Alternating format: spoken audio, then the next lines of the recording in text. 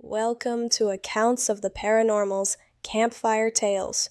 I'm Julia, your host and guide into chilling tales of the paranormal.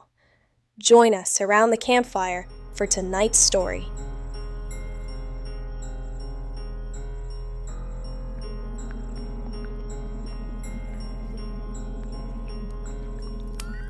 The farmhouse had been empty for decades. It sat alone at the end of a dirt road, its paint peeling, its windows clouded with dust, and its porch sagging just enough to suggest something inside was tired of waiting.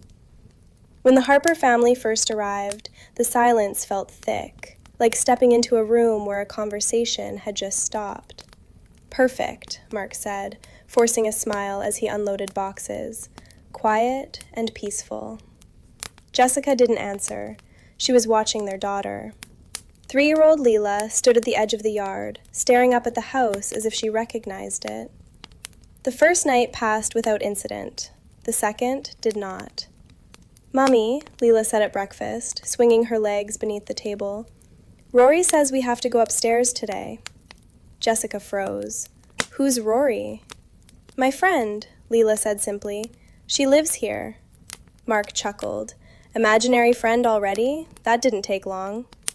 But Jessica noticed something strange. Leela wasn't pretending, and she wasn't smiling or playful. She was matter-of-fact, certain. "Where does Rory live?" Jessica asked. Leela pointed upward. "The attic." They didn't plan to go up there right away. The attic door was tucked at the end of a narrow hallway, warped with age. When Mark tried the handle, it stuck for a moment, then gave with a loud creak that echoed through the house. Dust filled the air like smoke. Old furniture lay draped in yellowed sheets. A cracked mirror leaned against the wall. And in the far corner, a small wooden music box. "Rory says that one," Leela whispered. Jessica hadn't heard anyone else speak. "Sweetie, no one said—" "She did," Leela insisted, her eyes fixed on the box. "She wants me to play it." Mark shrugged. "It's harmless." He picked it up, brushed off the dust, and handed it to Leela. The moment she opened it, the melody began, soft, out of tune, and wrong. And it wasn't just the notes, it was the way the sound seemed to drift through the room, as if it didn't come from the box at all. Leela smiled, but behind her, something shifted beneath one of the covered shapes. That night, Jessica woke to laughter. Not Leela's, it was higher, thinner, echoing faintly through the hallway. "Jessica," Mark whispered, "do you hear that?" The laughter stopped. Then, footsteps. Light, quick, running down the hall toward Leela's room. They rushed in. Leela was standing in her crib, not crying, not scared, just watching something in front of her. "Hi, Rory," she said softly. Jessica's blood ran cold. "There's no one there," she said, her voice shaking. But Leela frowned. "She's right there, Mommy." Then she tilted her head slightly, as if listening. "She says you shouldn't ignore her." Over the next few days, the house changed. Doors slammed without warning, and the attic light flickered on by itself. And always that faint, distant music. Sometimes when the box was closed. Sometimes when it wasn't even in the room. Mark tried to laugh it off. Old house, drafts, loose wiring. Until the night he saw it. He had gone upstairs to put the music box back. "Enough is enough," he muttered, setting it in the attic corner. As he turned to leave, the melody started again. Behind him. He froze. Slowly he looked back. The box was still closed, but something else stood beside it. A small shape. A child. Too still, too pale. Its head tilted sharply to one side, and its mouth stretched into a grin that was far too wide.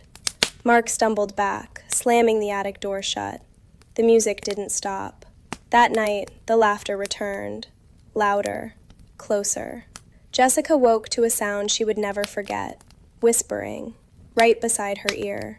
"She doesn't belong to you." She shot upright. "Mark, did you—" But Mark was already awake, because they could both hear it now. From Leela's room. A lullaby, but not from the music box. A voice, thin, broken, singing.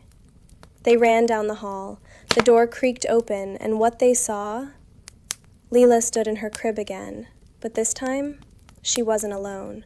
Something stood behind her, not fully visible, just shapes, shadows, too many angles where there should be none, and hands, long, gray hands, reaching around her, brushing her cheeks.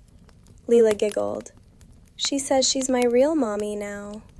Jessica screamed and rushed forward, grabbing Leela. The moment she pulled her away, the hands snapped back.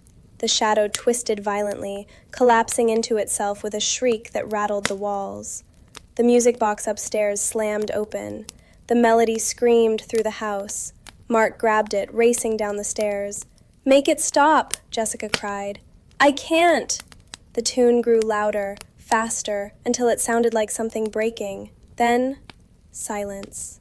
The box snapped shut, and everything stopped. They left the next morning, didn't pack everything, and didn't look back. Then, weeks later, in their new home, Jessica tucked Leela into bed. "No more Rory," she said gently. "Okay?" Leela smiled sleepily. "Okay." Jessica kissed her forehead and turned off the light. As she reached the door, a soft sound drifted from the corner of the room, a familiar melody, slow, off-key. Jessica's breath caught. She turned. In the shadows, a small wooden music box sat open, and beside it, a pale child stood waiting, smiling. And Leela, half asleep, whispered into the dark, "Hi, Rory." Thanks for watching. In addition to Campfire Tales, you can catch accounts of the Paranormal podcast episodes right here on our channel, or just about anywhere you get podcasts, or accountsoftheparanormal.com, where you can access full episodes and links to all our socials. And while you're there, be sure to sign up for our blog, so you never miss show info or other announcements. I'll see you next time.